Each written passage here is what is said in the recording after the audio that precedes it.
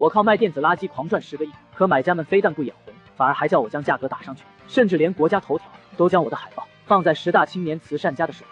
而我原本只是个负债500万的破产老板，却在被催债的途中意外觉醒了超级工厂系统。本以为能就此走上人生巅峰，不曾想系统给的新手礼包，光启动资金就得3个亿。就在这时，我的脑中突然浮现了一个想法。既然高端的玩不起，那造低端不就行了？我看到了系统界面中的删减图标，就想到了一个好办法，那就是删减配置。说干就干，我现在最重要的事就是在处理器上动刀。原版的处理器是骁龙8G-EN1，这太高端了，买不起，直接换成便宜的。我查看了一下供应商目录，骁龙低端的660有货，这是4年前的终端型号，不过一片也要110块，还是太贵。换成更低端的联发科芯片，又能便宜1多半。屏幕分辨率是2960×1848，120赫兹高，光这一块屏幕成本都快2000元了，必须要换。就按照价格倒序排列，我一眼就相中了一块过时的720P 的大屏，关键价格就40元，是库存清仓货，对别人来说是商演的垃圾面板，但重点是便宜，就选这个。4声道立体声扬声器，要这么好干啥？便宜的山寨机大喇叭又不是不能用，16G 内存512G 储存太多，直接腰斩再砍半，3G 加32G 的组合，成本也才20块钱。其他诸如1200万高清广角摄像头、5G 通讯模块合金外壳，这些全都给砍掉。这一款新式的平板电脑不就成型了吗？至于外壳，用不起镁铝合金，只能采购尺寸相近的外壳，因为付不起开模费，那就只能找别人的库存积压货。通过筛选，还找到了一款5年前某大厂平板电脑的积压外壳，带金属拉丝工艺，供应商标价20元一个壳。这些材料都选好后，超级工厂系统经过自动改良，使其减配后依然能成为正常使用的平板电脑。经过计算，这款魔改三星 S8 的平板电脑成本价为史诗级的96元，实在是不敢想象。不过这还不是极限，一旦售价超过3位数，远不如99元好听。99元属于是10元级别，而100元这是100元级别的平板，加上包邮的邮费和销售商的返点，这96元的成本还是太高，没有利润，不符合系统的要求，还要删减。但是我看了一圈，机能方面已经删无可删了，那就只能和供应商去砍价格。喂，李老板啊，你那批720P 的屏幕还有吗？数量有限啊，那我全要了，打包价给我，便宜点。赵经理，我订购一批小规格储存卡，便宜点，我要至少5000套。随后我打了一通电话，成功把平板的成本价压到了83元，这还包括了税率和人工包装在内。零售价99元的话，抛出去损耗，每台能赚10几元。现在50万的货款，直接购入各种原材料，一共可生产魔改平板电脑6000套。只要能快速卖出去，系统内换取积分，还能快速回笼资金，就形成了正循环。所以在当天供应商送货后，我也把图纸交给了车间，让工人开始组装这种新平板。这平板电脑要印刷包装，必须要起个响亮的名字和 logo， 那就叫白帝 Z1 平板。Z 的意思就是最便宜的意思。至于包装图案，系统自动随机生成了一个，我觉得还挺好看，就采用这个。接着我就把包装图案发给了印刷厂，让他们印刷包装。反正这款白帝 Z1 平板从立项到投产也就用了1天的时间，堪称史上奇迹。等下午第一批包装盒到位后，就是组装环节了。他们这个小工厂的生产线非常落后，但落后也有落后的好处。大公司的自动化生产线都是高度特化，一般只能生产固定的电器和型号，而他们这个产于2000年左右的落后生产线，基本上电器全能组装生产，缺点就是速度慢点，要考验员工的生产技能和责任心，很多步骤都需要职工来焊接拧螺丝，但凡工人疏忽一点，这廉价平板的次品率就会直线上升。但白帝电器工厂的全员都是心存感激的老人，最不缺的就是经验和责任心。于是这一批 Z1 平板电脑从零件到位后就陆续生产出来，一天能生产出1000多台，而且合格率超高。我终于拿到了成品 Z1 平板，沉甸甸的，很有分量。因为这款外壳是积存货，工艺有点落后，因此重量一块就没法先保。正常平板的功能都有，能看720P 的视频，听歌，玩一玩连看这种小游戏都游刃有余。因为这图纸原版可是价值8999的高端平板，所以尽管魔改后配置大减，但有系统的优化与加强。这 Z1 平板做出来也继承了三星 S8 高端平板的做工和质量，正常操作时很流畅，这一点就远胜各种低端杂牌平板。产品做出来了，接着就是关键的卖货阶段。我电话联系之前的销售渠道，但渠道经理一看这平板的配置，就讥讽的拒绝了：“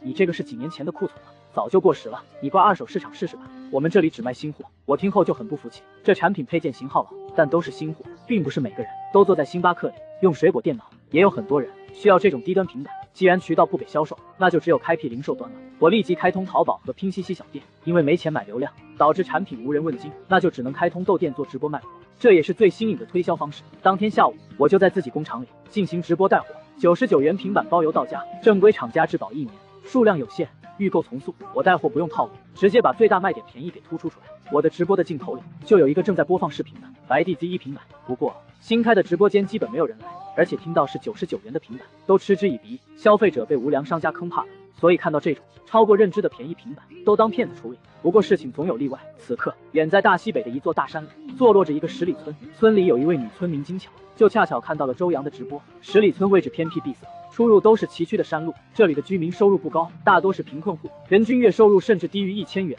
金巧是土生土长的十里村居民，长大后嫁给了同村的丈夫，如今她父母已经丧失了劳动能力，家里的顶梁柱老公也在前年初意外去世了，剩下她一个人拉扯着一个9岁女儿，同时要赡养2位老人，仅仅靠种地养鸡鸭才能赚取一点微薄收入。此时正值中午，金巧从地里干完农活往回走，口渴难耐，只能先去村长家讨碗水喝。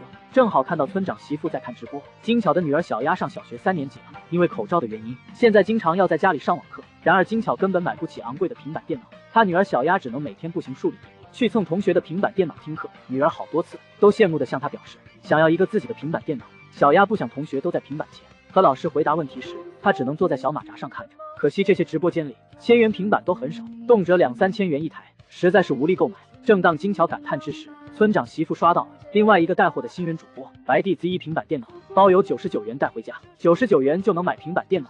金巧难以置信地问道。村长媳妇也没有多少网购经验，就附和道：“应该是国产的比较便宜吧。”金巧激动地说：“那你能帮我买这个平板电脑吗？我回头把钱给你。昨天卖了鸡蛋，终于凑够了100块钱。行，我帮你买。”村长媳妇就点击了小黄车，下了一单。在直播中的我收到了一条振奋人心的消息：你的白帝 Z1 平板终于卖出去了1单，这可是从0到1的突破。有道是万事开头难，有了好开头，后面就容易了。今天就能发货，支持7天无理由。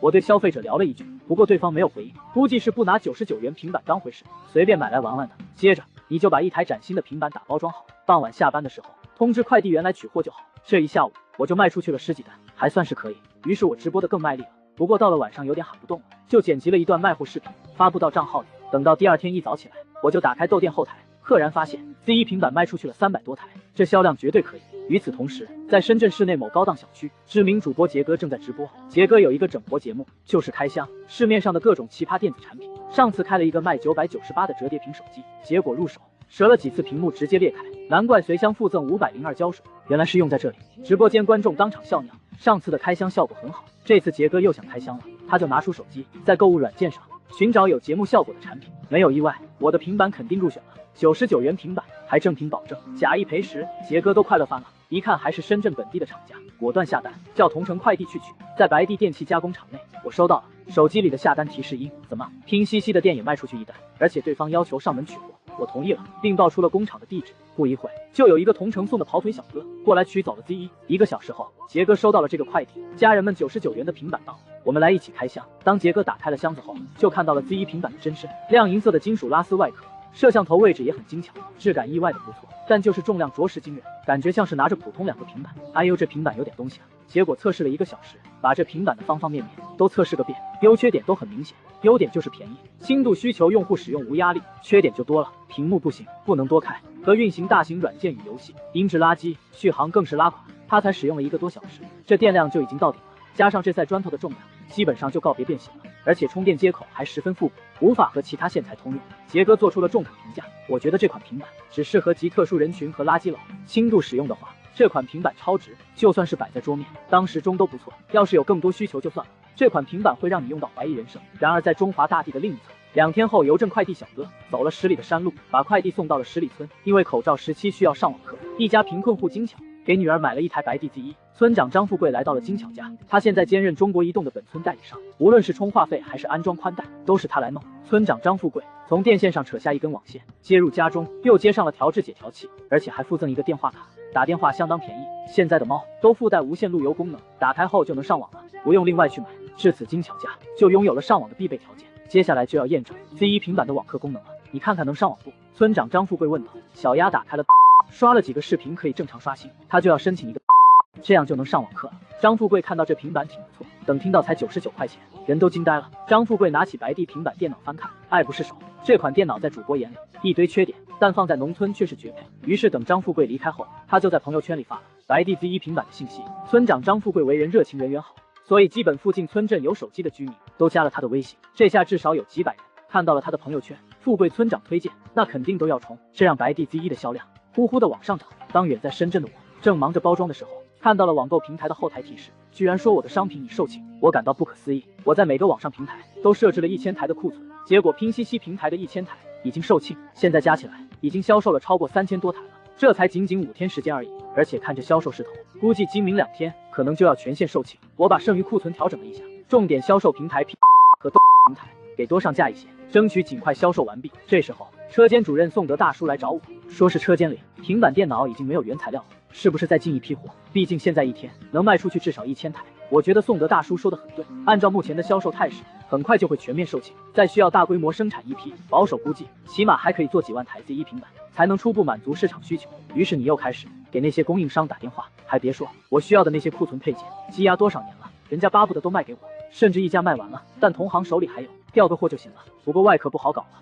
上次库存货都被我买完了，但这不要紧，我打听到了原生产厂家，找他们定制了一批，因为他们还保留有模具，甚至于还省下了设计费和开模费，比定制外壳节省不少。虽然成本比之前的库存外壳高了一些，不过你决定一下子要5万个，这样成本比之前只涨了几块钱，还能接受。即便外壳涨价了，但是你也不打算提价，反正这款 Z1 平板算作是福利产品，造福广大平民百姓用的，少赚一点就少赚一点，打下口碑要紧，后面再赚钱。而且重新生产的外壳也有好处，那就是配色多了起来。现在有粉金土豪、金亮银灰，再加上传统的黑白色，一共5个配色，每个配色各1万个，这样还能丰富产品外观。于是原材料搞定，我用卖货回笼的资金付了材料款，这次又订购了5万套的生产零件，这样招人扩展，大概1天能生产几千部平板，大概10来天就能完成全部的生产需求，估计还可以赶得上销售速度。随着第一批 Z1 平板售罄，居然出现了简短的全网缺货状态。不过你已经在店铺里打出了预售，大概3天后会有第一批平板陆续发出，预售订单也会在半个月内陆续发货完毕，这样暂时解决了客户的需求。我就来查看超级工厂系统的评分，目前白帝 Z1 平板的好评率98%，9%。根据销量和销售额，目前收获积分5，这积累起来有点慢。我就在查看现在能兑换哪种新图纸，结果我发现5点积分只能兑换几年前的淘汰电子产品的图纸，没有任何卵用。想要兑换能用的，起码2位数的积分。不过系统也提供了抽奖系统，分别是3档抽奖，5积分抽取1次普通图纸，50积分抽取1次稀有图纸，500积分可抽取1次黄金图纸。我就问系统，这些普通图纸里出好东西的概率有多大？系统回答，并不多，普遍就是数年前的淘汰图纸，比如小咪6手机、索尼胶卷相机等等。我感觉自己头顶一排黑线，这就不是淘汰图纸了，应该叫古董图纸。那这些积分就不乱花了，等到新 Z1 平板都卖出去，积攒的积分再兑换一个能用的新图纸算了。就在新平板紧张的生产期间，网上对于白帝 Z1 平板的讨论逐渐火热。在知名主播杰哥开箱过后，99元山寨平板相关的调侃视频就充斥网络。毕竟就算是二手市场，都甚少有见过99元的平板，何况这还是全新的。有不少网友跟风买了 Z1 平板进行测试，发现了更多性能短板，比如不能运行一些热门的安卓端游戏，而且一些软件开太多了，平板就开始卡顿，基本上只能单线程做事，也就是一次只开启一个程序才行。有网友查询了 Z1 平板的各配件型号，发现都是几年前流行的产品，足以证明其正确性。所以在这之后，白帝 Z1 平板就和电子垃圾画上了等号。然后就有人挖出制造商白帝电器，一听这名字，很多网友以为听错了，为什么一个山寨厂会有这么霸道的名字？难道这就是取最帅的名字，造最垃圾的产品？有的白帝是空天战机，有的白帝制造垃圾，光一个厂名就成了网友调侃的目标。很快网友们发现不对劲了，几个网购平台都有白帝电器的网店，销量加起来差不多有5000台左右，这就很不可思议了。也就是说，仅仅减号的几天内，Z1 平板就卖不出5000多台，多平台店铺全部售罄，这个销量已经属于畅销平板行列了。如果按天算销冠，说不定 iPad 都干不过它。然而网友们查看评论后再次傻眼，因为好评率都在98%以上，购店更是夸张，100%好评，这就很不科学了。大家很快又挖出了白帝电器加工厂的资质，发现就是一个电器小厂，而且目前好像还负债数百万，濒临倒闭。这下网友们认为自己找到了真相，只有这种想在倒闭前捞一票的垃圾企业才会做这种99元的垃圾平板。自从白帝 Z1 平板上市后，网上骂声一片，说它是电子垃圾。我没空理会，工厂正忙着抓生产，网店已经全面断货，只开了预售。然而黑红也是红，一位叫雷书航的数码博主为了抢先评测，居然在二手网站上花199元买了个 Z1。要知道这平板全新才卖99，他录制了拆解视频。各位网友，我今天来拆解最近网上热议的白帝 Z1 平板电脑。我也是花了199元重金才购得此版。他边拆边介绍，大家都说这款平板是10年前的陈旧款，我们马上就能见到它的庐山真面目。起初他的语气很轻松，拆开后他看到了小电池和旧处理器，2000mAh 的电池，还是3线品牌，属于比较低端的产品了。我们去买也就是几十块，很便宜的电池，难怪大家都反馈这平板续航短。这处理器果然是联发科多年前的过时产品，不知道从哪里搞的库存货。但当他继续拆下去，语气变了，这平板设计非常巧妙了，使用的技术绝对不是几年前的，而是用上了最新的设计理念。怪了怪了，这线路设计方案说明这 Z1 平板绝对不是几年前的库存货，而是重新设计的电路，只是采购了一些库存配件而做出来的究极廉价的平板。我看着他视频里的画面，心里很平静。他发现了，厉害啊！这里的设计非常精妙，虽然是廉价平板，做工却很扎实，一点都没有看到敷衍的痕迹。他对着镜头给出了他的评价。有一说一，这 Z1 平板虽然价格低廉，但是这做工绝对没问题。我敢说，就这个平板用个3、4年都没问题。最后他算了算成本，我预估白帝 Z1 平板成本价可能就是99，他们卖这个不赚钱，只为了打响名气。他的视频发了出去，点击量暴涨，但网友们的嘲讽更凶了，连他也一起喷。网上的戾气就是这么重。然而在我看不到的是另一点，在许许多多的乡村里，情况完全不同。邻居家花99块买的平板，能大声放戏曲、看电影，还能视频聊天，这让其他村民羡慕的不行。99块钱，一袋大米的价钱，就能换个时髦的电脑，对他们来说太划算了。Z1 的性能完全够用，他们不玩大型游戏，也不用复杂软件。电脑这2个字本身就显得高端，于是没买到的人纷纷去找链接，但全网都断货了，只能预定。我看着后台数据，预售链接里很快卖出了25000台 Z1 平板，就这么成了销售王。网上还在吵，但我知道东西已经卖到了需要它的人手里。网上的骂战升级了，有人砸了 Z1 平板录成视频，叫嚣着要我的工厂倒闭，视频上了热搜，无数人等着看我的反应，但我没空看。第2批5万台平板的零件刚到，车间里忙得不可开交，订单催得紧，我们必须抓紧每一秒生产、检测、发货。车间主任宋德找到我说人手不够，建议招临时工。我看着仅有的30来个工人，知道工厂必须扩建了。我让办公室发布招聘启事，但有个特殊要求，只招35岁以上的正式工，签合同，上5险1金。这是我爸交厂时叮嘱过的。现在太多工厂把35岁的人优化掉，这不人道。这些中年人有家有口，失去工作天就塌了。他们更珍惜岗位，也更认真，而我们厂的活并不重体力，这对我们双方都是最好的选择。招人要钱，好在第1批平板赚了5万多利润，支撑工资和后续生产暂时够。我向供应商们承诺，2个月内连本带息还清旧债。看到了销售数据，他们同意了继续供货，我必须加快赚钱的速度，月底发工资就是一道坎。Z1 平板和新产品必须顶住。就在我埋头于生产线时，我知道网上另一场风波正在酝酿，那个叫杰哥的主播又开始直播谈论 Z1 了。他上次的开箱视频火了，这次网友告诉他 Z1 二手都涨到了199，这平板还涨价，厂家有点飘了吧？他查了查，发现官方还是99元，但没货了。你们净忽悠我，这平板也就好玩，买来玩一玩吧，不会真有人觉得好吧？但当他看到月销上万的数字时，脸色变了。假的吧？这平板还刷流量吗？网友起哄，肯定刷流量了。这平板要是能1个多星期卖上万部，我直播吃翔。好了好了，别说这么有味道的话。杰哥决定处理掉手里的 Z1 平板，他出门想做次公益，把平板送出去。他在小区里问2个孩子，妈妈不让他们接受陌生人的礼物，孩子跑了。他又问一个打扮新潮的年轻人，什么山寨平板？不要，我只用苹果的产品。网友在直播间里嘲笑，看吧，送都送不出去。这时他听到了回收电器的吆喝声，废手机、旧手机、不开机的手机都可以换不锈钢脸盆了。杰哥走向骑3轮的大爷，大爷，我这有一个平板，你收不收啊？收，当然收。能开机吗？可以开机，可以正常使用。那可以给你一个中号脸盆。杰哥用 Z1 平板换回了一个脸盆。好了，这平板终于废物利用了。网友笑话他不如挂咸鱼，但这也让他们更坚信市面上流通的 Z1 太少，二手价才虚高，那上万的销量肯定是刷的。杰哥觉得自己该做点什么，他在直播间宣布，这种低价平板靠刷单倾销，会干扰正常市场，白帝 Z1 简直罪大恶极。我过2天就做一期节目，批判这种山寨电子产品。他的决定得到了许多网友的支持，在他们心里，Z1 平板已是十恶不赦，他们不会知道，也毫不关心。此刻在西北一个叫十里村的村子里，一户姓金的人家，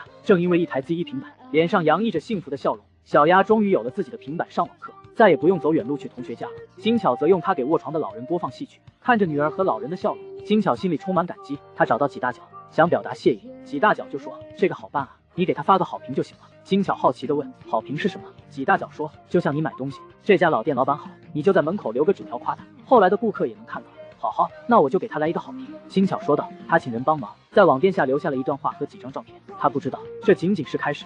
随着第2批平板发货，成千上万条类似的带着真实生活痕迹的好评正在涌入店铺的评论区。3天后，深圳的主播杰哥准时开始了他的山寨电器大盘点直播。他目标明确，首先要批判的就是白帝 Z1 山寨电器啊！大家别看它便宜，可千万不要买，品质差，容易坏也就罢了，很多还会有安全隐患。我们今天就来盘点一下市面上在售的山寨电器，让大家避坑。直播间人气很高，杰哥受到鼓舞，直接点开了 Z1 平板的店铺页面。我们看到99元包邮，还是下架状态，售出量都上1万台以上。大家不要被它便宜的价格所蒙骗，买回来就会像我一样，只能用来换不锈钢脸盆。直播间里充满快活，哈哈声。接着他点开商品评论，想用差评佐证自己的观点。你们看看这些评论，说明他的话卡住了。第一条买家秀是金巧发的，照片里家徒四壁，水泥墙破洞，白炽灯孤悬，但拿着平板的小鸭笑得很开心。卧床看戏的老人露出了仅有的2颗牙。金巧站在屋外，身旁是一筐他想寄给厂家的土鸡蛋。杰哥沉默了，直播间弹幕也稀少了。他滑动页面，看到第2条，一位失去双腿的卧床妇女正用平板看《甄嬛传》，家里的电器似乎只有一台旧半导体收音机。第3条，一群穿着印有“化肥艺术展”字样的文化衫，有的鞋子破洞的孩子围坐着看一台 Z1 平板播放动画片。发评论的老头说，这让他想起了全村人聚在一起看一台黑白电视的旧时光。往下翻，成百上千条好评，大多文字质朴，甚至带着错别字，来自偏远山村。零星几个差评则来自城市的数码爱好者。杰哥的手指有些颤抖，直播间异常安静，许多人第一次如此直观的看到，在他们视线之外还有这样一个庞大的拮据的，却因一台99元平板而感到满足的群体。难道我们错怪 Z1 平板了？这个念头第一次清晰地出现在杰哥，或许还有无数直播间观众的心里。而我周洋当时仍在车间里忙碌，对这些悄然发生的转变还一无所知。主播杰哥的直播间却因为那些买家秀彻底沉默了。那些照片和文字让一直生活在城市里的他们第一次如此清晰地看到了另一个群体的需求。在他们眼中1-2千块不算什么，但对许多人来说那是一笔巨款。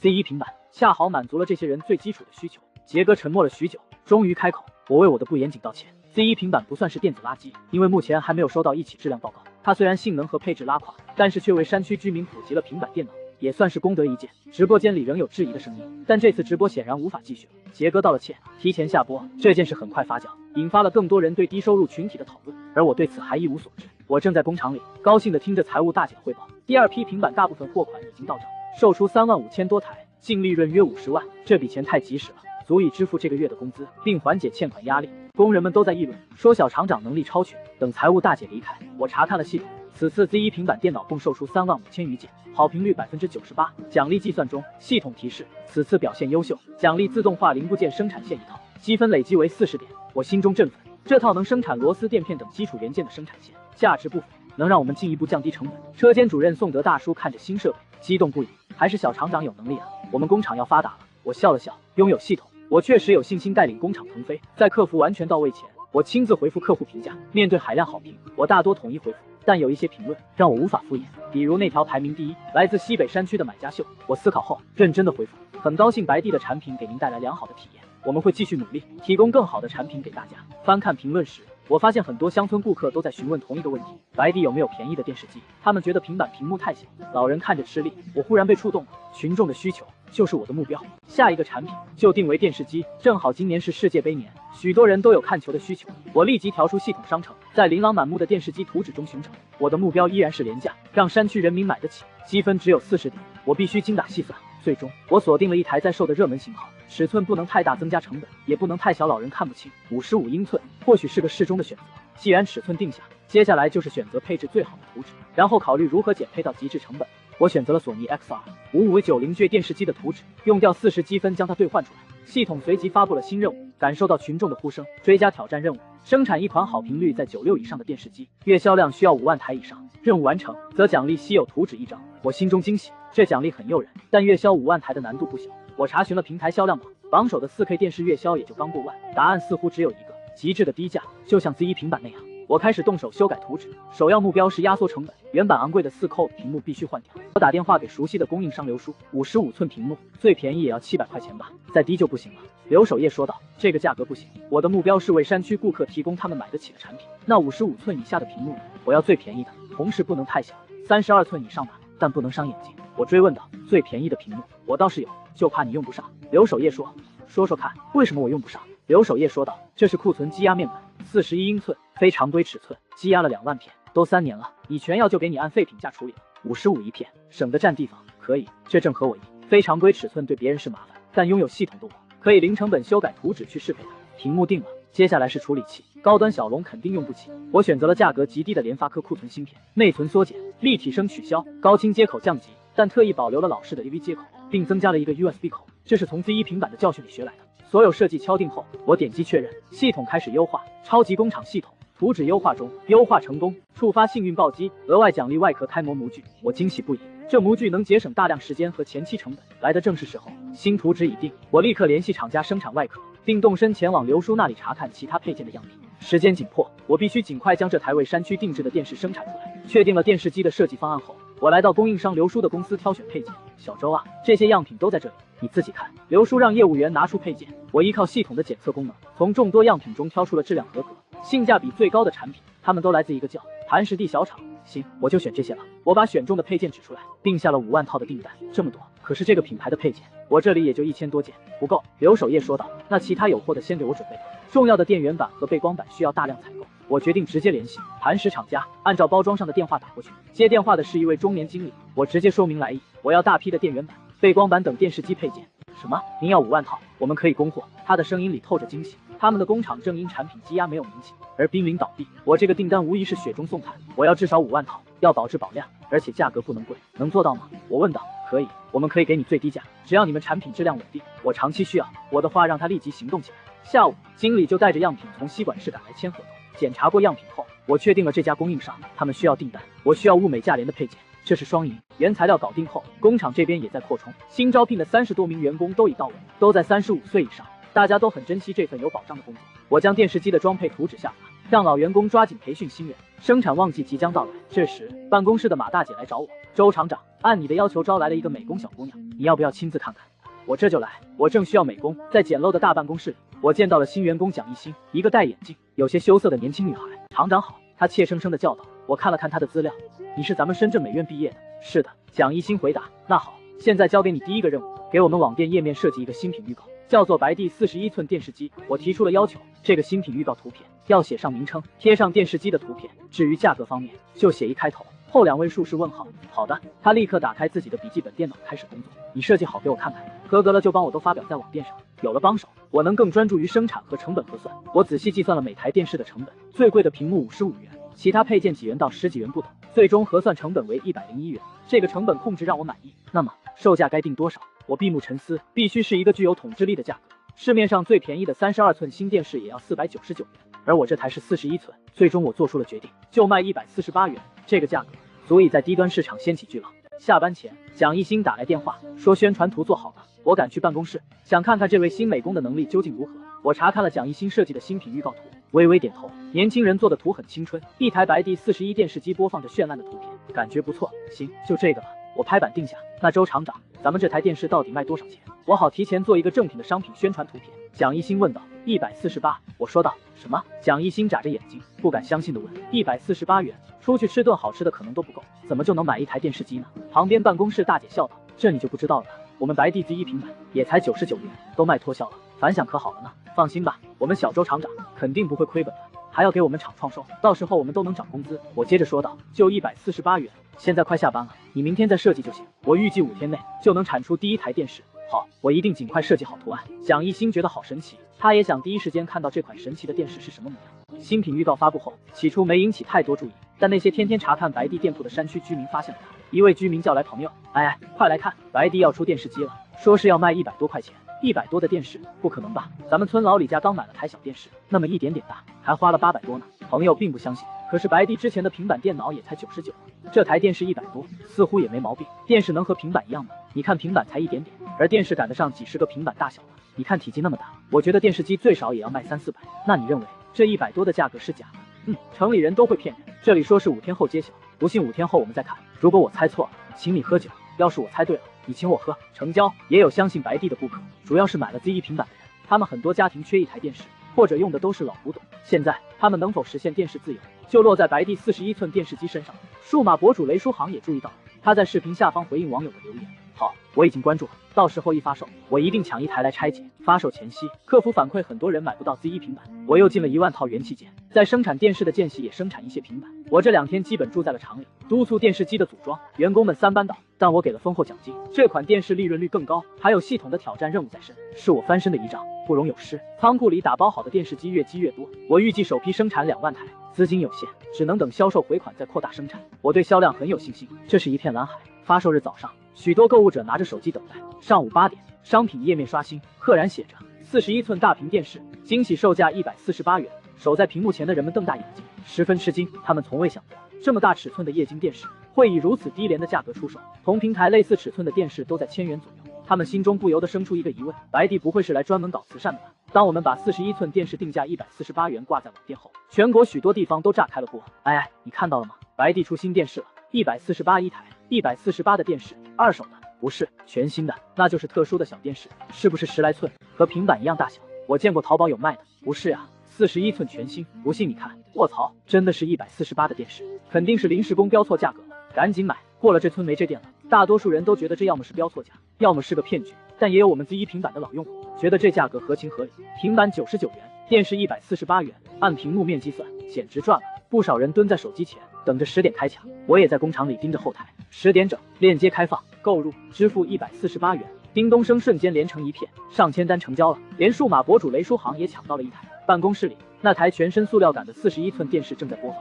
我们自己的客服都觉得这价格还要啥自行车？到傍晚首批5000台售罄，我让每个平台再上2000台，但发货得等72小时，仓库已经空了。车间主任宋德告诉我，照这个速度，3天后原材料就会告急。麻烦来了，我的流动资金全压在了零件上，网店的货款要等客户确认收货才能回笼，至少还得几天，没钱囤原料了。我立刻打电话给供应商刘叔和磐石的经理，把后台销售数据甩给他们看，一天几千台，我请求他们先供货，1周后回款集结。也许是被数据打动，也许是被我的急切说服，他们最终点了头。谢谢各位的支持。等回款后，我第一时间结算你们的货款。挂了电话，我激动的挥拳，零件有着落了。可库管大叔很快浇了盆冷水，别的零件是有了，最重要的屏幕呢？我一拍脑门，忙晕了，把屏幕忘了。之前的2万块屏是刘叔的库存尾货，他已经没货了，其他供应商也不会有41寸这种特殊尺寸的备货，看来只能直接找屏幕厂家定制了。看看时间太晚，我决定明早再联系。那晚我睡在厂里的折叠床上，睡前习惯性刷了刷网友对白帝的评价：山寨大厂，科技支持，电子垃圾，这些词扎眼，但我不生气。我们的极致性价比注定不被那些条件优渥、热衷数码的网友理解，但只要真正需要的人觉得有用就够了。我的苦心，你们早晚会明白的。关灯睡觉，明天还得继续冲击销售记录。早晨在厂区里活动时，遇到了老保安谭大爷。小厂长起得这么早啊？谭大爷你也早啊？他照例给我带了老半蒸的小笼包，我吃着包子，心里却记挂着正事。查看销售数据，昨晚又卖了几十台，销售不成问题，但原料供应是悬在头顶的箭。等到9点，我立刻给屏幕生产厂家华新科技打了电话。喂，请问是华新科技公司吗？我打算要买一批屏幕，我报出需求，想要一批41寸的屏，41寸需要定制，200元一块。我心里一沉，我的整台电视才卖148，一块屏比整机还贵，有没有便宜的？在50元左右一块的屏幕，质量还不能差，哪有这么便宜的？如果是32寸的常规屏幕，倒是可以便宜，110块钱一块，这价格根本没法谈。挂了电话，我一阵烦躁，去哪找便宜的41寸屏？正烦恼时，供应商刘叔来了电话，说有一批7万片42寸电视屏幕，42寸也行，只要价格便宜我就要。刘叔发来一个京城电话，提醒我他和对方不熟，要我自己把握。我拨了过去，你好，听说你有一批42寸电视机屏幕？对，你怎么称呼？我叫周阳，你怎么称呼？对方叫林帅，他说这批本是出口咖喱国的低端屏，货到码头，对方却坐地砍价，他宁可砸手里也不屈服。现在货堆在港口，急着处理，多少钱一片？什么样的面板？100块一片。这批是定制的42寸电视屏幕，60赫兹的 IPS 屏，太贵了。51片还行，你这屠龙刀也太狠了，51片我亏得裤衩子都没了。不行，听他说话像个商场新手，底细全抖了出来，这给了我压价的底气。得先看货，我立刻开着厂里的小面包去了深圳码头。林帅很年轻，一身名牌，看不出太多交集。他带我看了集装箱里码放整齐的屏幕面板，我上前抽检，手感不错，系统也反馈合格，货还可以，价格得再商量一下。我必须把单价压在65以下，电视才有利润。55一片，我按之前库存件的价开刀，卖不了，我这亏得太多。85一片，他松口了，有戏。我给他分析，这种特殊尺寸，除了我没人愿意接手，放在码头每天都是损耗。60块一片，这也亏得太多了，不行。他迟疑了，显然被说中了痛处。周老板，你再涨点，我亏大了回去可丢死人了。他递过来一根烟，我摆手拒绝。看着这批质量确实不错的屏，我心动了，宁可每台少赚10块，也要把质量提上去。65一片，这是我的上限，但你得全出给我。65也行吧，不过你这7万片要全部收下才行。成交。我和林帅击掌，心里一块大石落地，屏幕总算有着落了。和林帅谈妥了那7万片屏幕，但我拿不出几百万现金。我提出先付定金，余款后续结算。林帅对付款时间似乎不太在意，更关注我是不是正规公司。当天下午，他就安排物流把集装箱拉到了白地。路上我提醒了他几句，以后要长个心眼，外国佬的心肠大大低坏，尤其是咖喱国客户，不给全款不能和他们做生意。我知道了，踏马的坑老子，以后一定让他们付出代价。林帅骂道。来到工厂，他参观了一圈，看到车间里生产火热，这才放心签了合同。他离开时留了名片，是家进出口贸易公司的老板。看着仓库里堆成小山，价值400多万的面板，我感到了压力，必须立刻把它们变成产品。首要任务是修改设计，41寸和42寸差1寸，图纸就得全调。这对别的厂是大工程，但我有系统。我打开修改界面，调整螺丝孔位和电路，很快完成了。超级工厂系统提示：修改完成，触发幸运暴击，获得对应模具。运气不错，连模具都省了。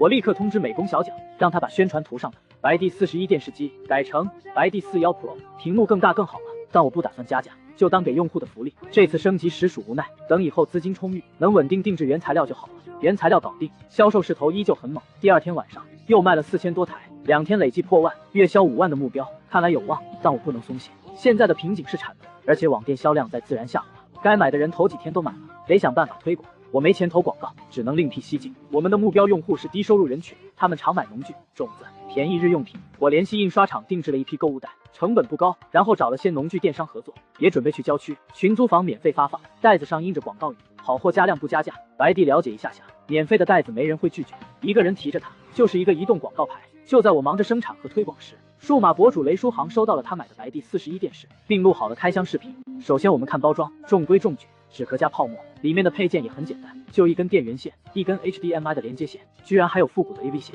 还有一个遥控器，2节7号电池，一个电视机支架。他把电视架好，开始点评，这外观就很有塑料感，或许说全是塑料，用的还不是好材质，摸起来有种粗糙感。难道这就是为了做磨砂故意做成这样的？不过如果能在外壳材料上下点功夫，电视机的质感会好很多。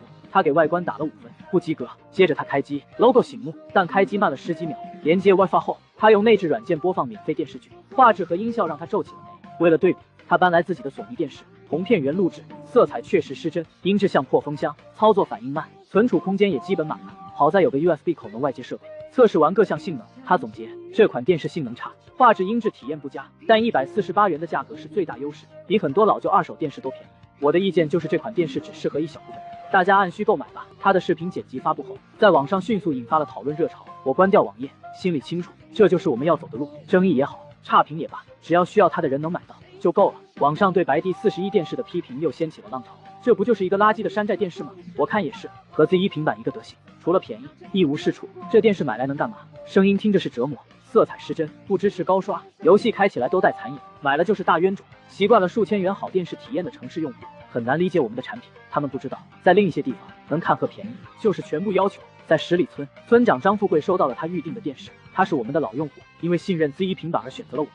他迫不及待地把电视装进卧室，他老婆几大脚看到 logo， 问道：“这不是和平板一个厂家吗？多少钱？”148。张富贵说。几大脚感叹道：“真便宜啊，咱家那台60寸的，我记得花了4000多吧？是，零头都比白帝电视高了。”连接电源开机，电视上大部分节目要会员，但这难不倒兼职做移动安装员的张富贵。他接上机顶盒，1个月只要几块钱，不错哎，挺清晰的。几大脚赞道，声音也大，和那平板差不多。张富贵点评道。看了几分钟，夫妻俩很满意，这个价格他们不在乎外观或极致画质，能省下1、2千，买10几斤排骨更实在。张富贵拍了照片发到朋友圈，推荐给有需要的村民。作为村长，他觉得有义务不让大家花冤枉钱。几大脚忽然想到邻居金巧家的情况，上次聊天说老人看平板眼睛累，他去了金巧家，148元的电视机还是白帝的。金巧当时就来了兴趣，他在县城问过，最便宜的32寸也要700-800，不过要148呢。等我养的这几只土鸡长大拿去卖了，就有钱买电视了。金巧盘算着，还等啥？我借给你，到时候还我就行了。几大脚热心地说，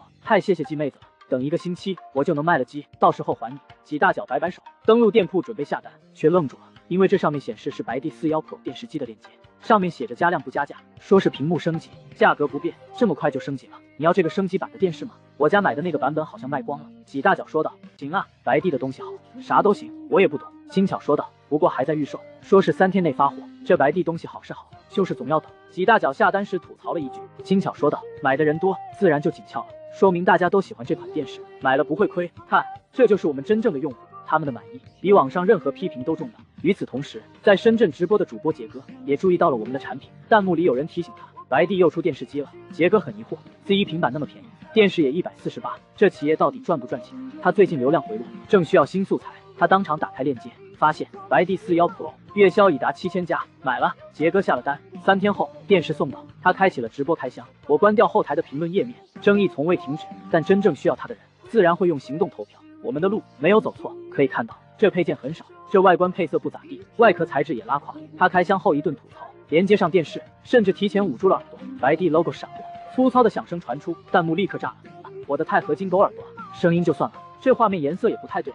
为了对比，他把白帝电视搬到了他那台上万元的山星100寸电视旁，差距肉眼可见。他接着测试游戏，用 PS5 和 Xbox 连接，在白帝电视上只有 1080P， 画面模糊，功能缺失。他总结道：“现在知道了吧？你如果是游戏党，那肯定要选山星或索尼，要不然就是对不起自己的眼睛。”网友纷纷附和：“我不是游戏党，我也不选白帝41，白送我都不要。这种电视机只适合用来换脸的，100多的电子垃圾。就是，我不相信一台正常电视机能卖这么低，肯定都是残次品配件。”但也有人提到雷书行的拆解，为白帝说话，它内部做工还是可以的。轻度使用的话，这款电视太有性价比了，而且才148元，还有1年保修，要什么自行车啊？这人立刻被围攻，说他是白帝的水军，还开玩笑的说群号多少，有钱大家一起赚。杰哥换上 Switch 测试，发现差距不大，调侃道 ：“NS 到底是众生平等游戏机，居然白帝41都能轻松驾驭。看来如果是老任的玩家，想要省钱的话，选这款白帝还是可以的。”网友还是不买账，不选，家里电视又不是只用来打 NS， 家人也要看电视，要是买这种电视回去，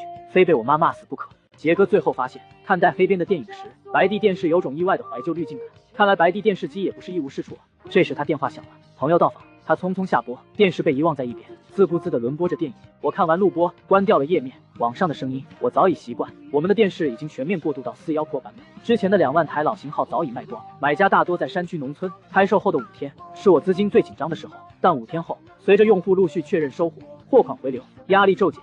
1周时间，2款电视总销量逼近5万台，日销依然上千。这份成绩已经登顶了各大电商平台的销量榜，把之前的销冠都挤了下去。很多人开始好奇白帝到底是个什么牌子，他们点开链接，看到售价后反应几乎一致，惊掉了下巴。我根本没空理会那些批评，骂的人不会买，买的人不会骂。我的用户和网上的评论者本就是2个世界的人，我现在只关心系统的挑战任务。销量明明过了5万，却没有完成提示。我询问系统，他回答挑战任务有2个考核目标，月销5万台和好评率96，目前评论没有达到5万条，所以没有达到任务需求。原来如此，还得等足够的用户收货，给出他们的评价。我继续协调生产，狠抓质量，把回笼的货款第一时间付给供应商。信誉是这一切能转起来的基石。车间的机器在全功率运转，我知道我们走的路是对的，剩下的交给时间和那些真正需要它的人。网上对白帝的质疑从未停止，有没有搞错？居然有148块钱的电视机，少打了个0吧？这种稀烂便宜的电视有人买？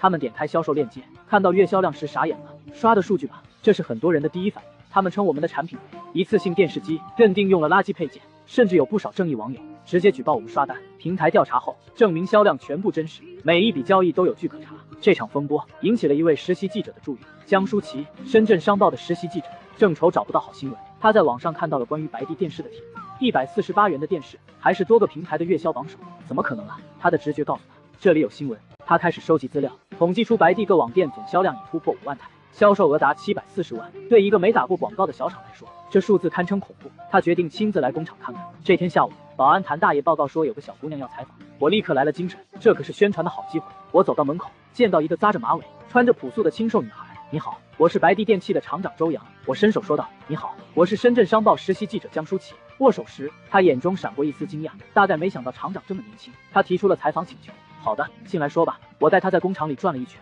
他的神情从怀疑逐渐变为惊讶。工厂生产紧张有序，环境干净，还有新型生产线，完全不是他想象中山寨厂的样子。参观完，我们到办公室开始正式访谈。他第一个问题就很尖锐，白帝生产这么便宜的电器，是出于什么目的？会亏本吗？我微笑着说，我们白帝的目标就是让天下的人民实现家电自由，至于亏本，那是不可能的。虽然赚的不多，但是薄利多销，还是有得赚的，不会亏本。网上目前抨击白帝生产的产品是电子垃圾，你怎么看？要相信群众的眼睛是雪亮的。我们的 Z1 平板销售了5万余部，至今仍有人在求购。41系列电视机销售了5万，哦，抱歉，今天已经突破了6万台，依旧供不应求。这就说明了一切，大家都认可的电器，难道会是垃圾吗？我给他看了些买家秀，那些山区用户真诚的笑容，让他深受触动。那您生产这些低端产品，利润率是多少？这个是商业机密，恕我不能回答。他又问了些问题，我都一一作答。最后他问道，我想问，白帝除了平板电脑和电视机之外，还会生产其他电器吗？当然，我说道，我们白帝会持续研发，百姓需要什么，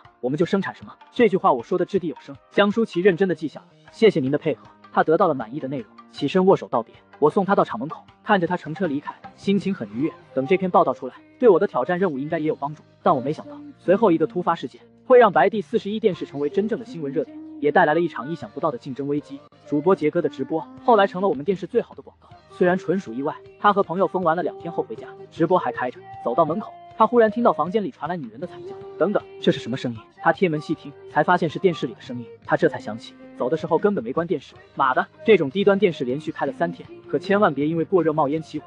我才装修没多久的房子，他吓坏了，冲进家门，预想中的短路起火并没发生，电视还在正常工作。网友们都觉得不可思议。杰哥摸了摸电视后背，只是温的，容我方便一下。他说着想去洗手间，却绊到了电源线，他摔倒了，电视也被扯下来了，重重砸在瓷砖上。卧槽，怎么这么倒霉？他揉着膝盖，却发现倒扣在地的电视居然还有声音，扶起来一看，屏幕一个裂纹都没有，直播间瞬间炸了。卧槽，不是吧？这样都摔不坏，这电视机神了哎！我看白帝就是电视机界的诺基亚，电视都能用来砸核桃和挡子弹。网友们催他测试，杰哥检查了所有功能，甚至用力拍打，电视都纹丝不动。他不禁竖起大拇指，牛批！这白帝电视最大的优点被我找到，那就是抗摔。网友们脑洞大开，这个电视是为经常吵架摔电视的夫妻准备的，摔了也不心疼，还根本摔不坏，这不是绝配吗？省钱又能消气。这是球迷专用款电视，看看世界杯自己支持的球队输球后，可以尽情对着电视机撒气，捶打过后不耽误看。杰哥被启发到了，决定留着这台电视专门看国足比赛，到时候电视砸起来根本不心疼。这个意外发现的新需求，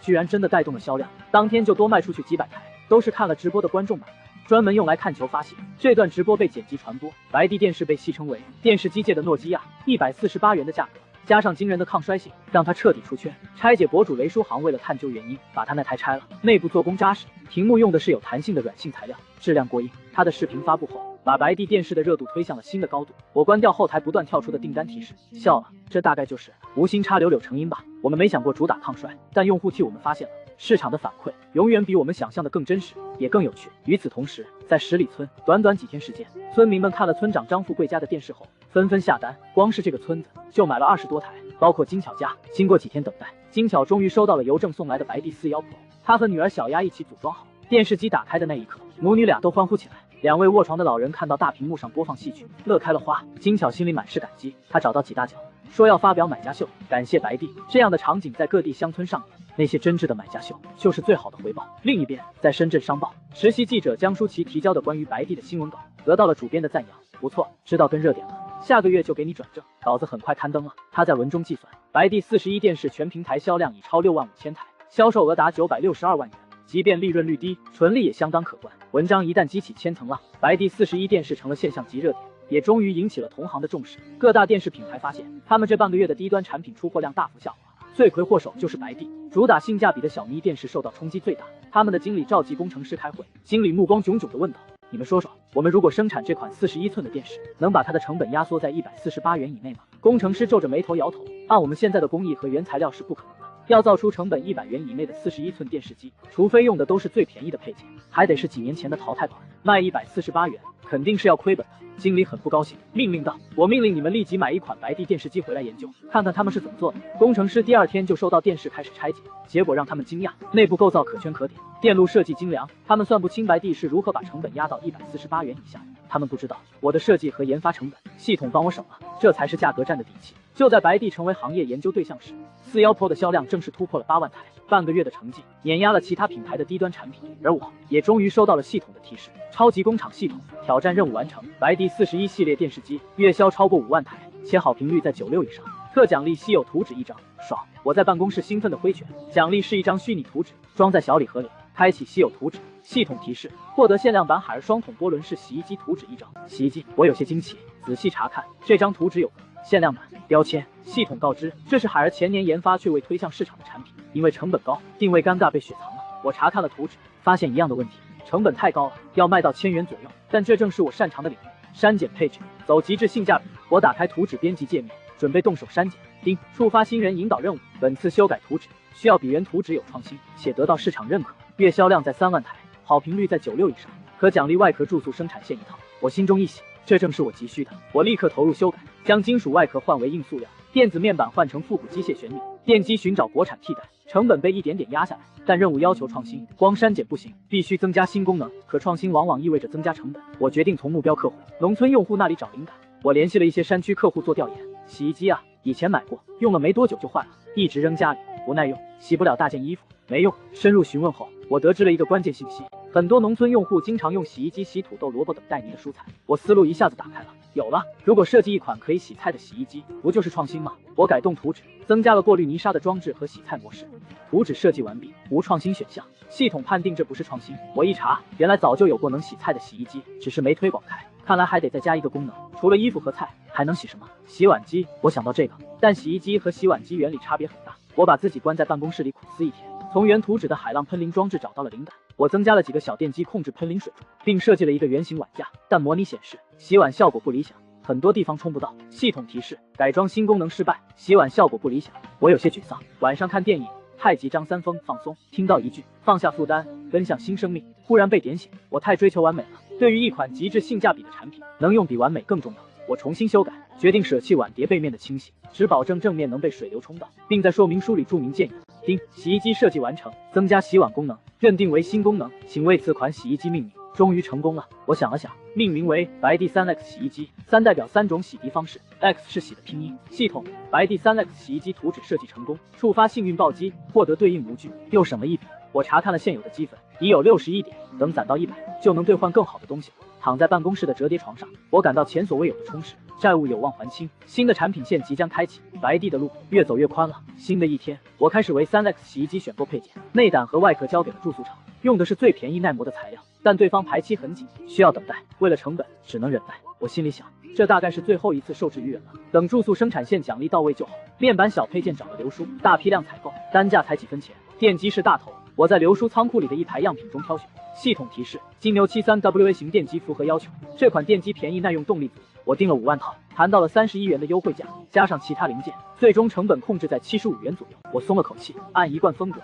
就卖99元吧。不到100块的3合1洗衣机应该有竞争力。我让美工小蒋开始设计宣传图，不过新品推出至少要等半个月，卡在住宿厂那边。与此同时，白帝41电视的销售依然火爆，后续1周又卖出2万台，大半个月全网销量突破10万台，成了现象级产品，1000多万的销售额，果然引来了眼红和跟风。一时间，华强北和拼夕夕上冒出一大批售价12万0130的廉价电视，比我们还便宜。但很快，这些山寨产品就暴露出质量问题。这天，主播杰哥在直播时被一个叫“别踩我的切尔西”的粉丝刷屏怒骂，说他带货质量差。杰哥很纳闷，他很少带货，更没给白帝带过货。朋友，你是不是搞错了？如果觉得游戏不好玩，你可以向厂商申请退款。杰哥在直播间说道。别踩我的切尔西说道，什么游戏？我说的是你上次带货的电视机，我看了几天就报废了，不亮了。说退货客服也不理我。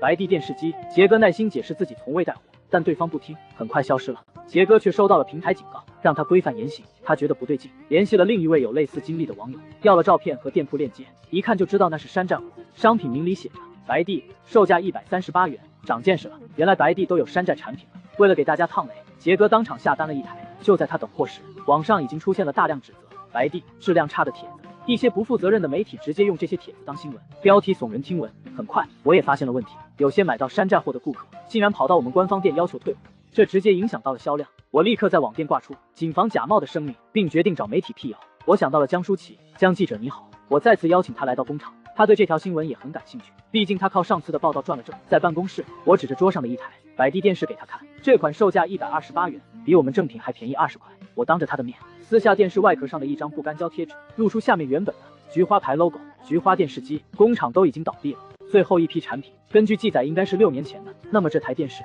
只是一台二手菊花电视的改装，最少也是6年前的商品了，在这里贴个商标就当全新的卖。江舒淇也觉得离谱，记录下来准备报道。然而舆论又转向了另一种论调，有人开始喷白帝卖的太便宜，违反了反不正当竞争法，甚至说是因为我们坏了行规才让不良商家钻空子。这时杰哥买的白帝电视到货，他立刻直播开箱，结果一开箱他就面色一变，这配件就看到一股劣质的气息，他捂住鼻子，那刺鼻的气味让他不得不戴口罩开窗。连接电源后，画面闪烁，色彩失真，播放电影时，人物边缘出现了诡异的红字。主播赚了，用这白帝电视机看电影居然和我们的不一样，真值。网友调侃道，这不和我小时候用磁铁吸电视一样吗？都变色了。对，主播用磁铁试一试，杰哥找了块磁铁一吸，整个屏幕颜色顿时乱成一团，网友笑抽了。看了半小时，杰哥眼睛就不舒服了，他联系店家客服，对方装死，投诉到平台，发现店铺已被查封，可我这电视机还能退吗？要不回钱了。于是他干脆把电视搬到垃圾回收点，直播砸烂它，砰砰砰，打砸很解压。踩烂外壳后，他看到电路板上的标签，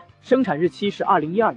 好家伙，这下实锤了，这台白帝电视机是10年前的二手电视改装的，难怪这么烂。扔掉电视后，杰哥呼吁大家去正规店铺购买。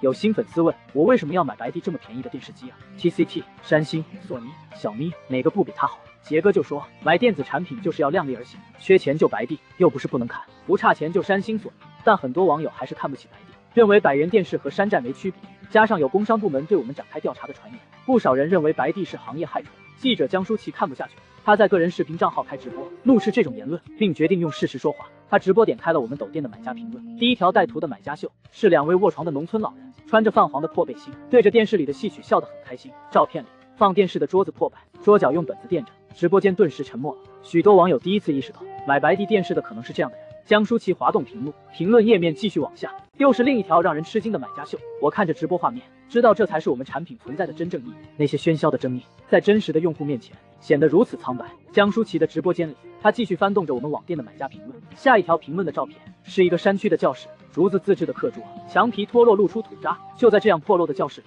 却摆着一台白帝41电视。视频里，孩子们正跟着电视上的音阶朗读英语音标。那位山村教师留言说，他一个人教所有科目，因为口音问题，孩子英语发音一直不准，因为我说话有口音，所以孩子一直学不好英语发音。好在我购买了白帝41电视机，只用我1个星期的生活费就够了，显示效果还很好。在播放了标准的英语教学后，孩子们的发音正确起来了。感谢白帝电视机，让孩子们学到了正确的知识。直播间再次沉默，许多网友留言想捐赠物资。江舒淇继续往下翻，大量的好评带图都来自偏远山区破旧的房子里，唯一的电器就是白帝电视。下方坐着一排左邻右舍，脸上都是新奇。评论里解释了，买电视的人家是附近收入最高的，左邻右舍都来看。为了省电，黑黢黢的屋里从来不开灯。喷子们默默退出了直播间，他们终于明白，被他们不耻的白帝电视是这些人唯一买得起的娱乐，是了解世界的窗口。江舒淇对大家说，自己不喜欢一件商品，也不要去诋毁，你们眼里的垃圾，有可能是别人心目中的宝贝。他关闭直播，视频被推上热门，又给我们带来了一波热度。网友们好奇，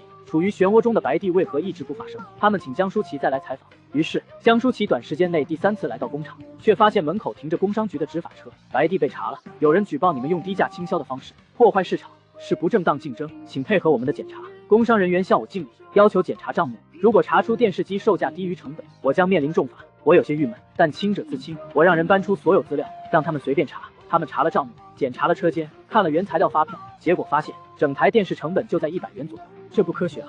执法人员懵了，事实摆在眼前，不是白帝不正当竞争，而是其他电视企业利润太高了。带队队长经验丰富，他问我为什么没有研发费用？没有研发费用，我平静地回答，这电视机是我利用业余时间画出来的，如果非要算，消耗的纸笔大概价值8毛钱。一群执法人员集体无语，他们活这么大，谁见过8毛钱研发的电视？他们没找到任何违法证据，只能撤走。白帝又一次经受住了考验。记者江舒淇眼看执法人员离开，知道没查出问题，便登记进了厂。到了办公室，他拿出录音笔，询问检查情况。我把事实说了，居然还有人这么坏。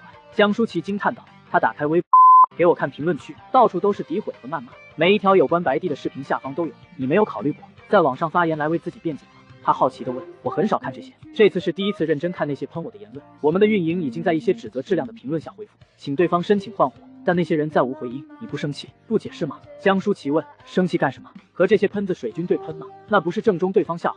我微笑着说，白帝似乎在网上风评不好，总有人说是山寨低端等，不知道怎么得罪了他们。我说道，这些人的身份已经呼之欲出了，你知不知道一句话，只有同行才是赤果果的仇恨。江舒淇惊愕地问，难道这些喷子都是竞争对手派来的？8成。我接着说，你说白帝电器怎么会把一个人得罪这么深？如果他是白帝的用户，有质量问题退货就好了，而不是我们白帝的用户东西都没有买，那就更没有理由喷我们了。所以这些喷子大概率是竞争对手找来的，看得出来里面有大部分是机器人在回复，这是有人编写了爬虫程序，只要搜索到了白帝的关键词，就会自动在下方发表喷人言论。居然还能这样！江舒淇有些惊奇，其实这才是真正的商战。国内手机圈、汽车圈这种买水军行为，都是那些厂家玩烂的东西了。毕竟断人财路如杀人父母。我点开一个视频网站的评论区给他看，那里各种品牌粉丝和喷子乱战，几乎成为一种特色。我放下手机对他说，所以别人骂白帝越狠，我就越高兴，被同行妒忌，说明我成功了。江舒淇点点头，记录下来，但他还是建议道，舆论是把双刃剑，总不管不顾不是上策。我觉得他说的有理，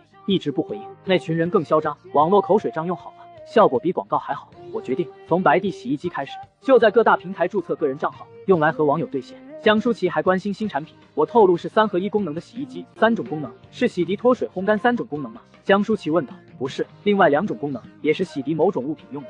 我故意卖了个关子。采访最后，他问起债务问题，还了一半了。我说道，电视机利润偿还了200万外债，另一半用于原材料资金，很好，白帝非常有潜力，也祝你们的产品销量越来越好。江舒淇握手离开，我来到车间巡视，生产线仍在全力组装电视，需求依然旺盛，百姓是诚实的，便宜质量又不差，他们就愿意买单。我又去仓库检查，洗衣机的配件大部分都到了，就差外壳和内胆。被卡脖子的感觉真不好，零件问题必须尽快解决。随着将记者的采访见报，白帝的新品预告也放了出去。一款有3种功能的洗衣机，售价依然是2位数。3种功能是哪3种啊？网友们开始了猜谜，我猜就是洗衣烘干，故意弄出3种功能，就是噱头而已。很快有人反对，不对，看外形，这明显就是普通的双缸波轮洗衣机，这种洗衣机不可能有烘干功能。现在看来，第2个功能是甩干，那第3种呢？消毒杀菌，要不就是增加香料，总不能是内置电视或喇叭的洗衣机吧？网友脑洞大开，你们喝了多少假酒啊？内置电视机也被你们想出来了，咋不想象下面加4个轮子，坐在洗衣机里就可以上路跑？网友们纷纷表示，如果洗衣机可以上路，他们必须买一个。评论区彻底歪楼，甚至有人说要集成航天飞机，下次登月就靠白帝洗衣机了。很多网友催促，让白帝赶紧放出购买链接。亲，我们店的洗衣机不能上太空吗？客服每天都要回答好多这种问题，当他们当笑话讲给我听时，我却很高兴，这就是热度。讨论的越抽象，白帝的名气就越高，但热度起来，洗衣机就必须尽快上线。现在就差注塑厂的外壳和内胆了，我加了笔集费，总算把生产计划提前。4天后，第一批外壳到货，电视销量已趋平缓，库存不少。我决定全厂生产线转向3X 洗衣机。当天，第1台3X 洗衣机成功下线。我打算做个测试，顺便拍教学视频。首先洗衣服，按照流程操作，衣服洗得很干净。我在摄像头前展示。随后是第2种功能洗菜。我把胡萝卜、土豆、苹果放进洗衣机，放进清水，旋钮调到洗菜档，水流力度温和，泥沙被排出，最后喷淋冲洗，打开盖子，蔬菜水果变得干净。第3个功能就是洗碗碟。我说出来时，周围的员工都瞪大了眼睛。这里要用专门的碗架，把碗碟朝外对准喷淋口，加入洗洁精，静待洗净。等待时，有员工问厂长：“这能洗干净吗？”应该可以，我们一会看看就好。近10分钟后，洗碗结束，打开盖子，碗碟光亮如新，只是没有烘干功能，毕竟不能要求99元的洗衣机还带烘干。视频拍好，我亲自剪辑，放到了网店页面上。测试成功，白帝3X 洗衣机全网正式上线，统一售价99元。这一下又惊爆了众人的眼球，洗衣机99块还能3洗，这白帝挺能整活啊！我就不明白了，为什么白帝的电器这么便宜，而别家的都是它几倍的价格？到底是白帝太便宜，还是别家卖太贵？有清醒的人分析，白帝便宜是因为功能少，用淘汰配件，主打农村市场。要体验和舒适选别家，要极致性价比和能用就行。白帝是不错的选择，但这次不一样，3合1的功能吸引了很多人。我不信，居然还能洗菜洗碗一条龙，这是要逼我做厨师，我必须买一台试试。很多网友当即决定购买，新一轮的抢购热潮开始。在白帝公司里，我和几位客服运营紧盯着电脑屏幕上的时间，等待10点开售。时间跳到10点，购买链接开通，后台叮咚声瞬间响起，销售单数破百，半小时后突破1000台。厂长，我们白帝洗衣机肯定成爆款。运营人员欣喜地说，我悬着的心落下了。3X 洗衣机被市场接受了，但我有些奇怪，为何比电视销售还火爆？后来我才明白，这次因为网络热梗和洗碗功能，吸引了大量城市用户，他们愿意花99元尝试一台会洗衣服的洗碗机。看到凶猛的下单量，我立刻通知车间抓紧生产，仓库赶紧发货。在十里村，村长张富贵回家对老婆挤大脚说，我看白帝又出洗衣机了，你下单买一台回来，咱家有洗衣机，还买了干啥？挤大脚不解地问。张富贵就说，人家这洗衣机才99，而且能洗菜和洗碗，以后咱俩就不用因为谁刷碗吵架了不是？还能洗菜呢？挤大脚惊奇地问。对，上面就这么介绍，我这边忙不开，你买了就是，反正就99，也不贵，送人都不吃亏。挤大脚点开店铺，发现已显示72小时内发货，他不着急，能收到就成。在北方山区的红旗村，农家汉子耿国华刚从地里回来，他一个人抚养一双4岁的儿女，生活艰难。爸爸，我饿。女儿说好，爸爸做饭。这时快递员在外面喊，耿国华，你的快递到了，怎么白天总锁门啊？来了，是他亲戚订购的白帝洗衣机到了。他看着牌子陌生，但听说能洗菜洗碗，便来了兴趣。他插上电，把土豆、萝卜、南瓜扔进去清洗，自己进屋做饭。等孩子们狼吞虎咽吃完肉丝面，他打开洗衣机盖子，菜都洗好了，光洁溜溜。接着他按照说明书把碗筷放进去洗碗。等他喂完猪，给孩子洗完澡，回头发现碗真的洗干净了。这洗衣机这么好用的，他大为惊喜，这给他节约了大量时间。夜深了，他靠着月光用洗衣机洗孩子们和自己的脏衣服，洗完后屋子都干净了，衣服上有股淡淡的洗衣粉味。像他老婆还在的时候，耿国华眼泪含在眼圈里，生活再苦他也要扛下来。他晾好衣服，小心翼翼上炕，睡在孩子旁边。看看钟，9点多，比平时早了1小时。这就是白帝3X 洗衣机给他节省的时间。白帝3X 洗衣机成了家电圈新宠，几天后卖脱销了。车间主任找上我说，3班倒也忙不过来，需要再招人扩产。我知道了，等过段时间一定扩产。我答应了，现在只能上预售链接。这火爆场面让许多洗衣机同行费解，他们旗下波轮洗衣机的销量跌到只剩1/5。笑天鹅、海尔、美的、小米等企业也立刻采购我们的洗衣机，要买回去逆向研究，和他们一起求购的还有拆解博主雷书豪。粉丝要求他再次拆解白帝产品，但他遇到和上次一样的问题，无货，发货要等5天后。他看到抖店已售出3000多台，便熟练的打开闲鱼找二手，还真找到同城有人出未拆箱的3X 洗衣机，售价299元，要求自提。白帝的产品真是理财产品，不服不行。他决定下单，并联系对方用货拉回来。去之前，他发动态提醒粉丝不要当黄牛。你想多了。粉丝回复道：白帝产品大件且限购，不符合黄牛需求。雷书行找到卖家，付款时间到，为什么买了还不拆封，反而要卖二手？卖家小伙子说道：赚点小钱呗。白帝的新品前几天都会告罄，能抢就抢1台，然后挂出去卖，卖不出去就自己用，反正也便宜。雷书行不得不佩服这经济头脑，他这种博主需要热点，加价也得买。坐车回去时，他发誓下次白帝出新品，一定要第一时间买，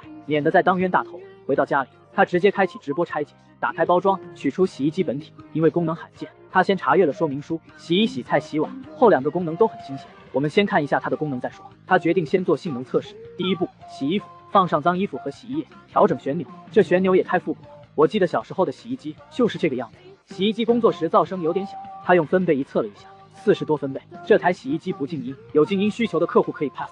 等洗完衣服加脱水，他觉得洗衣功能中规中矩，可达使用需求。接下来该测试洗菜功能了，他对着镜头说道，然后按照说明书把土豆、番茄、西瓜、南瓜等放进洗衣机，选了洗菜按钮。为了看清内部，他用螺丝刀挡住检测装置，让洗衣机开盖工作。收看直播的粉丝看到了清洗过程，水从黑灰变清，泥沙被排出。洗完拿出刮滚，基本上看不到泥土了，只是西红柿有点发软，芹菜叶子快洗没了，很普通嘛。这功能有啥用？直接削皮不就得了？浪费水，不如我自己洗。观众并不看好这洗菜功能。接着是第3项测试，洗碗。雷书行拿出几个有米粒残渣的碗和沾了油酱的碟子放进去，选了洗碗档。洗完后，他发现洗的还挺干净，背面有污渍可以调转再洗。啥呀？不如洗碗机，只能洗一面。洗碗就是个噱头，这浪费多少水啊？比正常的洗碗机费水。衣服和碗筷一起洗，多恶心啊！设计这功能的厂家有毛病吧？网友又开始吐槽了。雷书行没多点评功能，擦干洗衣机后开始拆解。这材质都是塑料，应该很便宜，成本几十块。拆下外壳，内部构造非常简单。他拍下电机型号，上网一搜，售价60余元。观众惊呼：一个电机就65，其他零件只值34。雷书行说道：大批量拿货应该很便宜，但也要几十元。这些外壳和零件怎么也要几十元？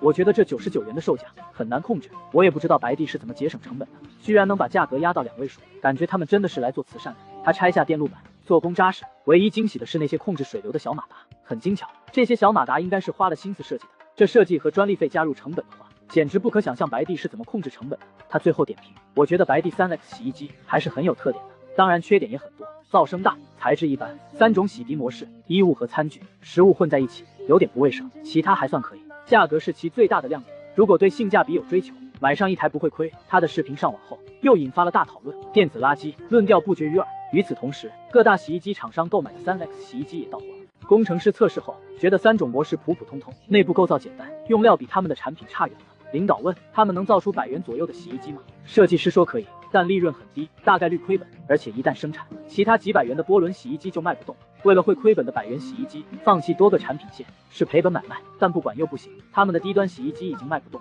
很快，各厂家领导做出决策，暂停低端波轮洗衣机的生产，保留1-2款高端1000元价位的，避免与白帝竞争。滚筒洗衣机则未受影响。很多厂家认为买白帝的都是贪便宜的臭屌丝，不是优质客户。海尔公司最为惊讶，他们看到3X 洗衣机的内部构造眼熟，和他们未上市的一款洗衣机几乎一致。难道是图纸被盗了？海尔的人吓了一跳，马上去开保险柜找那份图纸，打开后发现图纸好好的密封在里面，没有被动过，这就奇怪了。但重点不是这个，重点是这款100元洗衣机把他们的低端波轮洗衣机按在地上摩擦。自从白帝3X 上市，他们的低端款1星期只卖了不到20台，很多刚卖出就被退回。很快，海尔洗衣机负责人也做出了和其他企业一样的决定，清仓处理低端波轮洗衣机，专注于高端和品质，这就和白帝的低价赛道分开了，连同行大厂都不得不服软。但网友们却觉得3X 洗衣机是垃圾，危害市场，用这么低的价格倾销，谁还去搞研发？白帝成了他们眼品牌的败类。一时间，网上评论乌烟瘴气，有些网友买了洗衣机发视频说不错，就会引来一堆喷子骂。这天我8点多才下班，开着厂里的8手小面包回到60多平的老破小家里，好些天没回了，通风打扫，冲了个澡，舒服的躺到床上。我打开手机，很快看到一条关于白帝3X 洗衣机的视频，一个出租屋的单身男青年觉得好用，为白帝说了2句好话。就这样一条简单视频，下面有20几个人说白帝洗衣机是垃圾。我看到点赞最高的一条评论，设计者脑瓜子有坑，洗衣服和洗菜、洗碗放一起，咋想的？我就在下方回复，网友你好，我就是白帝厂长周洋，我要说明一下，洗衣机只是提供了3种清洗模式，并没有强制一定要3者混洗，觉得不卫生可以只使用洗衣功能，或者只用来洗瓜果或洗碗，这样就没问题了。我的网名叫白帝掌门人。很快那名网友开喷，你谁啊？就来装白帝厂长？洗衣机出了功能，为什么不让我用？我算是见识了网上杠精的厉害，我就说洗衣机只是一个工具，如何使用是顾客的自由。刚才是你说是3种功能一起用不卫生，怎么又要一起使用了呢？你到底是要一块用，还是不要用啊？这么一说，有吃瓜网友在下面发爆笑表情包，喷子不会轻易被打倒。他很快回复，你再叫我做事，我爱用就用，反正3种洗涤模式放一起就是脑残设计。我随即回他，如果3种模式干扰到了您，可以把产品退回厂家，我们将为您发送1台阉割掉1种或2种功能的洗衣机，白帝 EX 洗衣机和2X 洗衣机，值得您拥有。这条回复相当销魂，对的他好几分钟没回消息，网友纷纷给我点赞，牛啊，白帝厂长这招好，一下子就让喷子消停。然而刚对完一个，还有说白帝是电子垃圾，质量差的，我也跟着回复，如果有质量问题，可找客服处理解决，是我们的原因，换货退款随便你选择。至于说白帝是电子垃圾的，我更不承认。我回复道，如果热销上万台的洗衣机还是电子垃圾，那么其他月销几十、几百台的洗衣机是什么呢？非要用价格来评判垃圾与否，那你不应该喝几块钱1吨的自来水，那是垃圾，去买上千1瓶的进口山泉水，那个应该不是垃圾，哈哈。其他网友被逗笑了，专门来看我在线对喷子。我随即又说，我承认白帝洗衣机使用的配件有些是老款的配件，但那都是为了控制成本不得已为之，堆料谁都会，我也可以设计一款1000元以上的洗衣机，但是你懂的，我用省略号，聪明人都懂。有人说了，白帝低价倾销，破坏市场竞争，会让企业都不去做研发，拉整个国内制造业下水。我当即回复，你也太高看我们白帝了，我们要是有这么大的能耐，就不会是小厂了。我们白帝为什么要做低端便宜货？是为了满足客户的需求。一些用户就是想用便宜的价格享受服务，他们迫切需要功能不是那么丰富，但是足够便宜的电器，就比如 Z1 平板、41系列电视机，还有3X 的洗衣机。如果没有我们白帝，他们可能就要多花几百上千元了。你说华为的手机卖5、6千好不好？水果的电脑卖万把块好不好？那当然好，他们也推动了同类产品的发展，但是能让每个国人都能拥有1台吗？我们白帝的现阶段经营理念就是要让国人实现电器自由，而不是看着高端电器望洋兴叹。这一番文字掷地有声，收获了数百赞。喷子当然还有理由挑刺，但大多数网友是明眼人，赞同我的说法。那群喷子不是太监，是太监。有网友玩起谐音梗，引得一阵爆笑。这时候最初那个喷子又出现了，狡辩称白帝推出3个功能的洗衣机就是不对，不卫生，让他不爽。我就说，那你可以买3个洗衣机，这样一个专门洗衣，一个专门洗菜，另外一个专门洗碗，就不耽误了。喷子又说太占地方了，我建议道，那还是你去单独买洗菜机、洗碗机吧，便宜的大概1000元一个，就没有这个烦恼了。洗碗机太贵了。喷子又说道，这下把大家都逗笑了。3X 洗衣机有3个功能，你嫌不卫生，让你买洗碗机分开洗又嫌贵，感情就是个吹毛求疵的家伙。网友力挺我，让这喷子雇个保姆。当然，看他为了99元洗衣机上蹿下跳的样子，也雇不起保姆。不管怎么说，我的第1场和网友兑现活动以胜利告终。我对喷子的那些金句很快就在网上传开了，网友都当乐子看。那些追着白帝产品咬的杠精，疯狂劲明显不正常，常上网的都看得出来，这是收了钱的水军。真正的顾客可不这样，凡是无脑喷追着黑的，肯定是破坏了他的某种利益。随着白帝3X 洗衣机的热销，网友们发现其他品牌的低端波轮洗衣机都在打折促销，而且大部分都没货。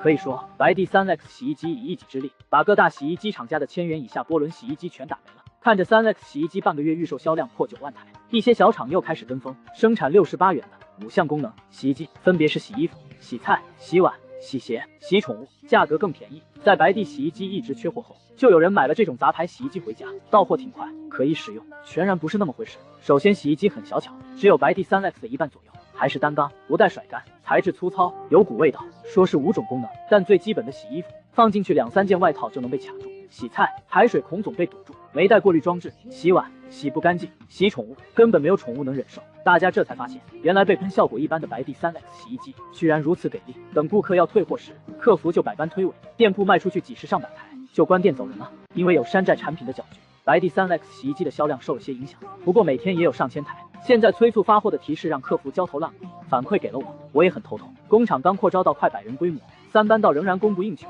发货时间一拖再拖。现在网上的黑子已经在说白帝耍猴，饥饿营销。就在车间主任再一次找到我，要求扩产的时候，我觉得确实要扩产招人了。招人简单，但生产线不好搞，全新的太贵，现金不够。我忽然想到一个人，富2代林帅，他门路广，于是我给他打去电话。上次因为屏幕结缘，有了良好信任，这次林帅听说后就说帮我去问问，没想到下午就有了回音。我朋友确实有个电器生产线，不过是老设备了，是别人工厂倒闭抵债给他的，因为过于老旧，开价50万都没人要，你可以问问他。行，我这就去。我根据林帅给的联系方式联系了那位朋友。你是林帅的朋友啊？那你自己过来看吧，看中了就拉走。我人在外地，暂时回不去。我当即购买高铁票，到了吸管室，打开仓库，我看到了一整条电气半自动生产线，比我们厂里用的新多了，就是保养不到位，看着破旧。我检查了一下，部件齐全。接下来谈价格，你诚心要的话，48万拉走。林的朋友说40万，我报出了心理价位，想着对方还到45万左右就同意。行吧，那你要负责拉走，我不出运费。没成想对方直接同意了，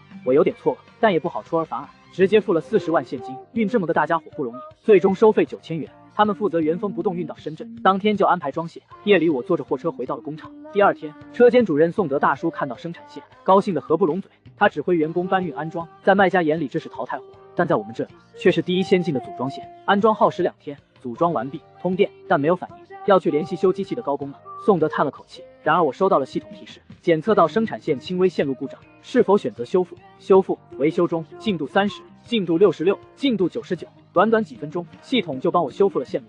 一声轻响，整个生产线屏幕和指示灯都亮了起来。厂长不愧是大学生，居然会修生产线。宋德伸出大拇指称赞，这说的我有点脸红。我让宋德调集老员工帮带新员工，尽快熟悉生产线。宋德保证道，没问题，小周厂长你放心，今天调试1天，明天估计就能正式生产了。到时候咱们工厂产量绝对翻一番还要多，有这个保证我就放心了。这下总算能解决产量问题了。就在白帝弥补产量短板时，3X 洗衣机仍旧火热销售，有人甚至一买就是几十台。其中广市一位包租婆就是如此，她买下一栋小楼准备出租，但现金所剩无几，配不起电器。正当她犯愁时，在街上看到有人提着白帝的购物袋，上面写着电视机148元一台。她查询了一下，价格没骗人，买家秀情真意切，她立即下单。电视机有现货，但洗衣机限购，每个账号只能买2台。她就把链接发到亲友群里，让亲戚朋友帮她买。等到货了，整整一大货车送来，包租婆亲自验证，电视和洗衣机完全满足日常需要。这种廉价电器简直为她的出租房而生，这一下省了几十万。尝到甜头的包租婆就问白帝客服有没有空调、冰箱、热水器，得知没有后，她提意见让白帝赶紧研发其他电器，她都等不及购买了。包租婆只是白帝用户中的一个。另外，在塞北农场也有一对小夫妻求购了3X 洗衣机。此时的天气已经进入了秋季，南方还在穿背心裤衩，但北方夜间已经很凉了。乔二住在北大荒的851农场开收割机，早出晚归，他老婆在家操持家务，手都干裂流血了。晚上吃饭时，乔二柱看见老婆手上的口子，心疼不已，就说给家里买一台洗衣机，还是别买了，一台洗衣机最便宜的也要700-800，你这个月工资发下来还要攒着呢。二舅家孩子结婚要随礼，快入冬了，家里要添置冬衣，我们还要买房子，人家都夸咱家孩子聪明，在这镇上上学都耽误了，最好去县城买个房子，能上好的小学中学，咱们苦一辈子不要紧，不能让孩子长大了也重病，到时候连个媳妇都讨不上。乔二柱听得一阵心酸，日子紧紧巴巴，想给老婆买台洗衣机都难。在屋外翻看手机，朋友圈里有人晒出白帝3X 洗衣机，洗衣服、洗菜、洗碗全能，只要99块钱。我活这么大就没见过这么便宜的洗衣机，马上打个电话给朋友，他当即夸了这洗衣机抗造皮实，功能也挺好用。这么好，那我也买一台。不，我戒烟2个月，直接买2台，也是一台洗衣服，一台洗菜洗碗，俺老婆就不用手再沾水了。乔二柱非常高兴，当场就让朋友发了链接。几日后，2台洗衣机到了，晚上拆开试用，插电接水，真的好使。老婆拿到甩干的衣服，直接就能晾。另一台洗菜洗碗也干净，这洗衣机真好啊，比商场里的那些都好。这一定很贵吧？他摩挲着洗衣机外壳，爱不释手，却又舍不得。不贵，2台还不到200。我戒烟了，用烟钱买的。乔二柱咧嘴一笑，他难以置信，真的？不信你看。他拿出购买链接，他才相信。试用几天后非常满意，乔二柱确认收货，打了好评，还发了带图的买家秀。图片里，老婆满脸笑容，举着洗干净的白衬衫和瓷碗，白帝洗衣机嘎嘎好用，老牛逼了！这条买家秀被顶到了平台前列，主播杰哥看到了，他因为生病耽误了做开箱视频，现在看到好评才决定做。但3X 洗衣机已经很多人测评过了，所以杰哥想了个花活，同时买了和白帝3X 齐名的5种功能的68元洗衣机，一起横屏。直播开箱时，他吃了一惊。有一说一，这小黑鸭洗衣机才是纯纯的电子垃圾，给小孩子玩太危险，当洗衣机又不够用，建议还真别贪便宜。